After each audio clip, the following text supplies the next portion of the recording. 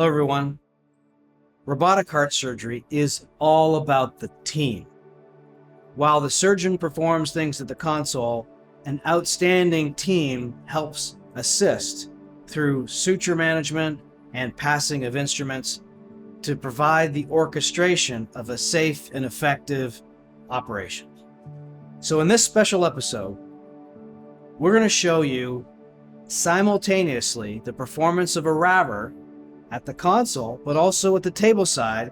So learning how the assistant sets up the case to provide a seamless performance of RAVR. Let's have a look. Now, robotic cardiac surgery is a complete team sport, and more so in the robotic AVR procedure. We thought we would share our tableside choreography. The valve is excised, and now we're starting the suture placement. You can observe where the first stitch is placed, low and posterior. And this is key as the camera is remaining coaxial with the aortic valve orifice the entire time. And so we will proceed in a clockwise fashion. Your tableside surgeon or associate, in this case my partner, Dr. Lawrence Way, with whom we've done all of these RAVRs and helped develop this method.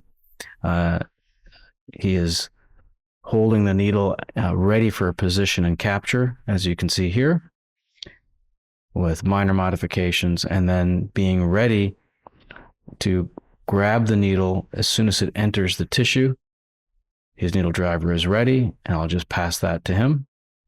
And you can see how seamlessly sutures are being placed. We've prepared this video for all of our colleagues that are going to be doing tableside care, which is an equally important element of this procedure. In the United States, this can be done by a physician assistant or co-surgeon or associate surgeon.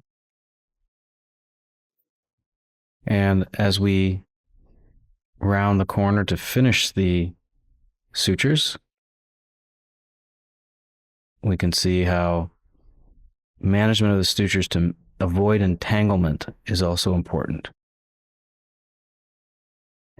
Now the sutures are placed. We're going to pass our catheters between the first and last suture. Tableside then brings us around, and this is important should you choose to use corneosteal catheters for when you place the valve, sutures through the valve. We want to make sure those catheters don't get dislodged, hence the reason for this exact positioning. So now we'll plop that in that same location and bring that around anteriorly and slip that into the right coronary ostia, as you can see here. Once that's placed, we will then give, in this case, cold blood and place this, this looks like to be a 23 millimeter prosthesis,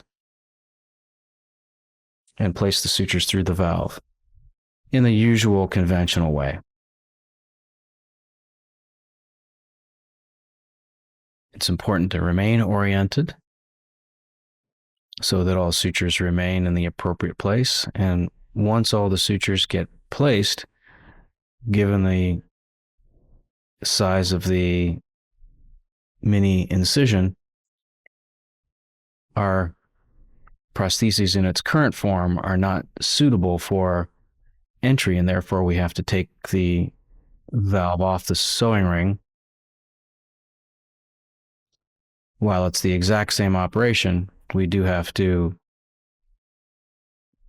remove the holder and place the valve in a tangential way. This does not disturb the prosthesis or the technique in any way and remains exceedingly safe as we then deliver the valve in a very atraumatic way.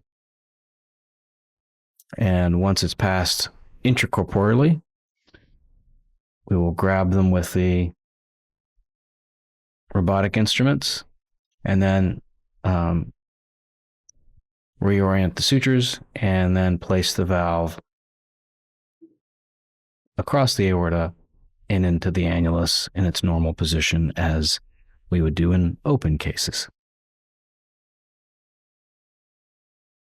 Not every time we have to take it off the holder, depending on the size and the rib dimensions, as some larger individuals have fairly wide rib spaces, but the majority of the time we do have to remove it from the holder.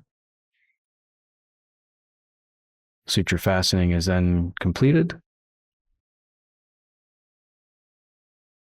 at the nadir of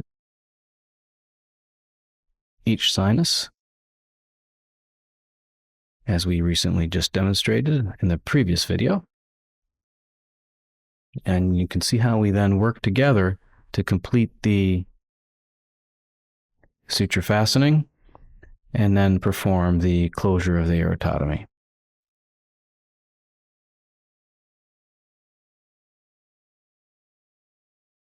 Yes, the aortotomy is slightly lower than some may be performing. This is somewhat very close to our routine operation, even with standard open techniques, to get maximum exposure. And you can see how this is delivered through the working incision to bring the knot pusher down to the pledget.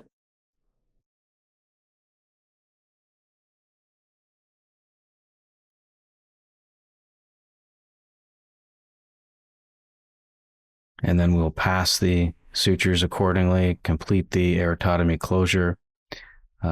Retracting the stitch with some tension becomes important to avoid looping the stitch, and then using a suture grabbing device or a nerve hook helps facilitate retraction. As you can see, this is a two-handed effort for our tableside surgeon to first grab the suture and then hold with the opposing hand. So here comes the looping of the stitch, and then passing it to the left hand in order to hold the stitch. So as you can see, it is an excellent example of teamwork, sort of a symphony of motions to result in the best optimal outcome for our patients as we expand offering RAVR to many patients, not only in the United States, but around the world. So now we've seen the tableside choreography in conjunction with the console efforts to perform an effective and seamless RAVR. So join us in the next episode, where we're going to now approach different types of prostheses, starting with a mechanical prosthesis at the time of RAVR.